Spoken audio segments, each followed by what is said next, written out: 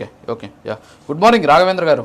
So ఓవరాల్గా చంద్రబాబు నాయుడిని కూడా అన్ని కేసులు ఉన్నటువంటి చంద్రబాబు నాయుడిని రోడ్డు మీద కొట్టగలరా, మరి వీళ్ళని ఎందుకు కొట్టారు అని చెప్పేసి జగన్మోహన్ రెడ్డి గారు తెనాల్లో చేసినటువంటి వ్యాఖ్యల తర్వాత ఆయనకు సంబంధించినటువంటి కేసులు, ఆయన తీసుకున్న కోర్టు వాయిదాలు, ఆయన కోర్టుల కోసం పెట్టినటువంటి ఖర్చు, ఈ వివరాలన్నీ కూడా సోషల్ మీడియాలో భారీ ఎత్తున ట్రోలింగ్ జరుగుతుంది. నెంబర్ 1. నెంబర్ 2, సో సరే రైతులకు అన్నదాత సుఖీభావ ఎప్పుడు ఇస్తారు ఏంటి అనేది మనకు పెద్దిరెడ్డి రవికిరణ్ గారు చెప్పారు. అయితే ఇక్కడ ఇంకొక విషయం ఏంటంటే కూటమి ప్రభుత్వానికి సంబంధించి ఒక సర్వే జరుగుతుంది. అసలు ఆ సర్వే ఎవరు, మీరే చేపిస్తున్నారా లేకపోతే థర్డ్ పార్టీ ఏమైనా చేస్తుందా, వైఎస్ఆర్ కాంగ్రెస్ పార్టీ చేస్తుందా? 1 ఇయర్ తర్వాత ఇప్పటికిప్పుడు ఎన్నికలు వస్తాయి, మీరు ఓటు ఎవరికి వేస్తారు అని అడగాల్సినటువంటి అవసరం ఇప్పుడు ఎందుకు వచ్చింది? అసలు ఏంటి కన్ఫ్యూజన్ అంతా కూడా ఏంటి? ఈ 2 అంశాల మీద రియాక్ట్ అవ్వండి ప్లీజ్. రాజుగారు, ముందుగా మీకు ప్యానెల్లో ఉన్నటువంటి సభ్యులకు అదేవిధంగా ప్రైమ్ 9 వీక్షకులందరికీ కూడా గుడ్ మార్నింగ్. మనం ఈరోజు ఏదైతే ఒక ప్రెజన్కి విజన్కి ఉన్న డిఫరెన్సెస్ గురించి మనం వాటిన్నిటిని కంపేర్ చేసుకొని మాట్లాడడం కూడా కరెక్ట్ కాదు. ఎందుకంటే జగన్మోహన్ రెడ్డి అనే వ్యక్తి, అతనికి తెలిసిందల్లా జైలు, బెయిలు, దాని రెండింటిని అడ్డం పెట్టుకొని ఈరోజు బ్లాక్మెయిల్ రాజకీయాలకు ఆంధ్రప్రదేశ్ రాష్ట్రంలో పాల్పడుతున్నటువంటి వ్యక్తి జగన్మోహన్ రెడ్డి. ఈరోజు మా నాయకుడు నారా చంద్రబాబు నాయుడు గారు రాష్ట్రానికి పరిశ్రమలు తీసుకురావాలి, పెట్టుబడులు తీసుకురావాలి, ఉద్యోగ అవకాశాలు, ఉపాధి అవకాశాలు పెంపొందించాలి, రాష్ట్రాన్ని అభివృద్ధి పదంలో ఈరోజు ముందుకు తీసుకెళ్తా ఉన్నాం. అయితే ఇవన్నీ కూడా చూసి ఓర్చుకోలేనటువంటి ఈ క్రిమినల్ మనస్తత్వం ఉండే ఎవరైతే ఈ వైసీపీ నాయకులు ఉన్నారో వాళ్ళందరూ కూడా ఈరోజు ఈ ప్రభుత్వం మీద మూకుమ్మడిగా రాష్ట్రంలో లా అండ్ ఆర్డర్ని కంట్రోల్ లేకుండా లా అండ్ ఆర్డర్ని దెబ్బతీయాలనే ఒక ఉద్దేశంతో ఈరోజు వీళ్ళందరూ కూడా ముందుకెళ్తా ఉన్నారు. ఎందుకంటే జగన్మోహన్ రెడ్డి బేస్ అక్కడి నుంచే వచ్చింది. ఆయన ఈరోజు ఒక రాష్ట్ర ముఖ్యమంత్రిగా ఆయన ఏదైతే 2019లో ఆయన అధికారంలోకి రావడం కోసం ఆయన చేసినటువంటి అరాచకాలు, ఏదైతే బాబాయ్ హత్య కానీ, కోడికత్తి సీనుకు సంబంధించి ఆయనే చేపించుకోవడం కానీ, ఇటువంటి ఇన్సిడెంట్స్ ఎన్నో చూసిన తర్వాత జగన్మోహన్ రెడ్డికి ఇవేమీ కొత్త కాదు. జగన్మోహన్ రెడ్డికి అధికారం ముఖ్యం, ఆయన ఎలా అధికారంలోకి వచ్చామనేది ముఖ్యం కాదు. అయితే మనం చూసినట్లయితే జగన్మోహన్ రెడ్డి మీద ఇప్పటికే ఎఫ్ఐఆర్ ఆగస్టు 15, 2011 ఫైల్ అయితే ఆయన్ని మే 27, 2012 అరెస్ట్ చేశారు. ఆ తర్వాత ఆయన సెప్టెంబర్ 23, 2023 సంవత్సరంలో, అంటే దాదాపు 16 నెలలు జైల్లో ఉండి బయటకు వచ్చినటువంటి వ్యక్తి ఈరోజు కూడా, అంటే 13 సంవత్సరాలు పూర్తయింది. ఈ 13 సంవత్సరాలు కూడా ఈయన బెయిల్ మీద ఉంటే ఈ బెయిల్ కోసరంగా, ఈ వాయిదాలు వేయడం కోసరంగా కానీ ఆయన ఖర్చు చేసినటువంటి అమౌంట్ సాక్షాత్తు 6,000 కోట్ల పైన రూపాయలు ఈరోజు ఖర్చు చేసినటువంటి పరిస్థితి. వాటిల్లో ఆయన అధికారంలో ఉన్నప్పుడు ప్రజాధనాన్ని కూడా చాలా ఉపయోగించినటువంటి పరిస్థితి. ఒకసారి మనం చూసినట్లయితే సిబిఐలో ఉన్నటువంటి 11 కేసులు కానీ, ఈడీ కింద ఉండే 7 కేసులు కానీ, ఇతరత్ర కేసులు అన్నీ కూడా కలిపి జగన్మోహన్ రెడ్డి మీద 31 కేసులు ఏమో ఉన్నాయి. వీటన్నిటికి సంబంధించి ఆయన ఇప్పటికీ 39 క్వాష్ పిటిషన్స్ వేశాడు, 95 డిశ్చార్జ్ పిటిషన్స్ వేశాడు. సిబిఐ కేసుల మీద 391 సార్లు వాయిదాలు తీసుకున్నాడు. ఈడీ కేసుల మీద 261 సార్లు వాయిదాలు తీసుకున్నాడు. మొత్తం మీద కూడా ఈ 13 సంవత్సరాల్లో ఆయన 3,452 సార్లు వాయిదాలు తీసుకొని ఈ రాష్ట్రంలో, ఈ దేశంలో, ఈ ప్రపంచంలోనే బహుశా ఎవరు కూడా ఇన్నిసార్లు చట్టాన్ని ఉల్లంఘించి కోర్టుని తప్పుదోవ పట్టిస్తూ ఆయన ఈరోజు రాష్ట్రంలో తిరుగుతున్నటువంటి వ్యక్తి. మేము ఒకటే అడుగుతా ఉన్నాం, ఈరోజు ఇన్ని కేసులు పెట్టుకున్న మిమ్మల్ని ఆ రోడ్ల మీదకి తీసుకొచ్చి కొట్టాలా, లేకపోతే ప్రజా సంక్షేమం కోసం, రాష్ట్ర అభివృద్ధి కోసం పాటుపడుతున్నటువంటి నాయకుడు నారా చంద్రబాబు నాయుడు గారిని చేయాలా? మీ ఆలోచనలు మార్చండి. మీ నాయకుడు ఏ కేసులో అరెస్ట్ అయి ఉన్నారు?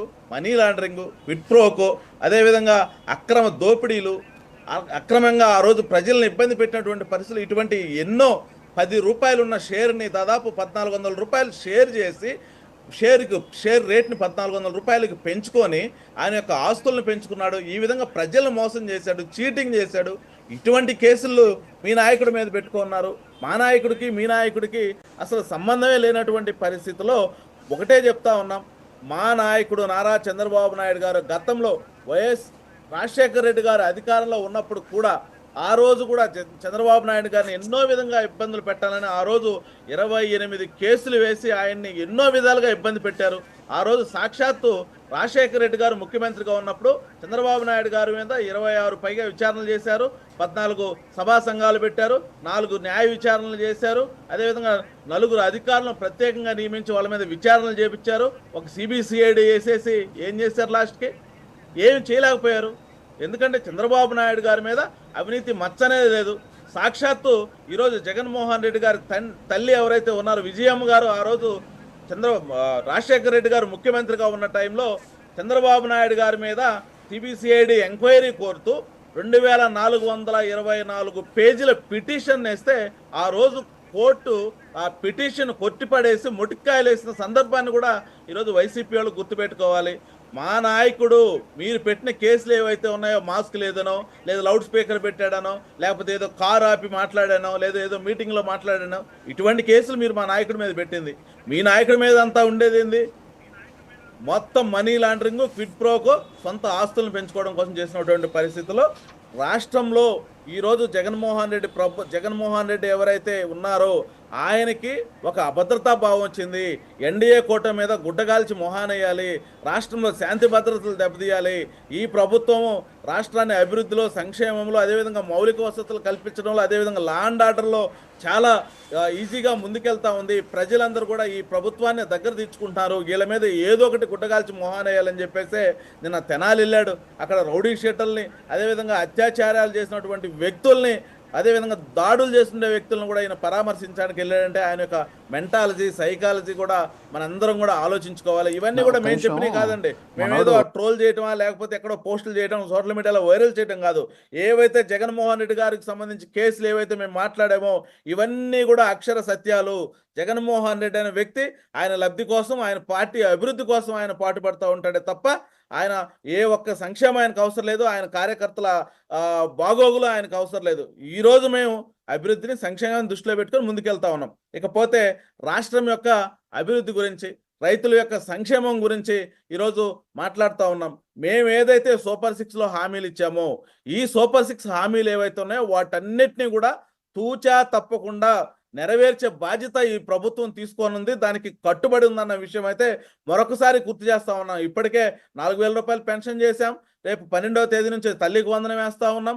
అదేవిధంగా రైతులకు ఏదైతే మేము అన్నదాత సుఖీభావ చెప్పామో ఈ అన్నదాత సుఖీభావకు సంబంధించి ఈ 20వ తేదీ నుంచి కూడా కేంద్ర ప్రభుత్వాన్ని అనుసంధానం చేసుకొని కేంద్ర ప్రభుత్వం ఇస్తున్నటువంటి డబ్బులు ఏవైతే ఉన్నాయో వీటిని కలిపి దీన్ని కూడా విడతల వారీగా వేయడం జరుగుతూ ఉంది. ఈరోజు దీనికి సంబంధింంచి మేము బడ్జెట్లో రైతులకు సంబంధించి 1 minute అండి, కన్క్లూడ్. ఓకే, రైతులకు సంబంధించి బడ్జెట్ లో వ్యవసాయానికి 48,340 కోట్ల రూపాయలు కేటాయించాం. కేవలం అన్నదాత సుఖీభావకు సంబంధించి 9,400 కోట్లు ఆల్రెడీ కేటాయించడం జరిగింది. అయితే ఈరోజు ఈ ప్రభుత్వం అధికారంలోకి వచ్చిన తర్వాత రైతుల ఆత్మహత్యల దగ్గర రైతులకి గతంలో జగన్మోహన్ రెడ్డి ఏవైతే సంక్షేమ పథకాలు కట్ చేశారో వాటన్నిటిని కూడా మళ్ళీ పునరుద్ధరించడం జరిగింది. ధాన్యం ఏవైతే ఉన్నాయో జగన్మోహన్ రెడ్డి పెట్టిపోయినటువంటి 1,674 కోట్ల రూపాయలు పెండింగ్ బిల్లుని ఈ ప్రభుత్వం